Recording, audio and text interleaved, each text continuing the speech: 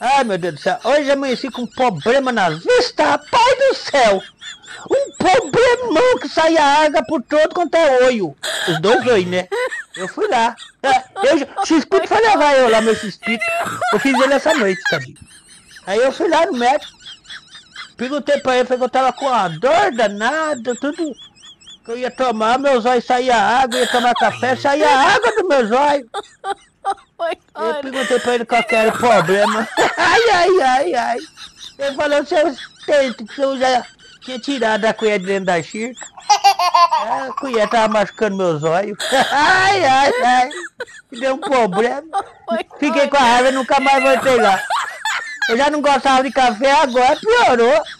Além de secar, machuca os olhos da gente. Ai.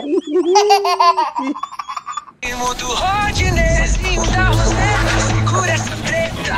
Dança embolado, tropeça na cerca. Se tem farra, ele aparece, mas se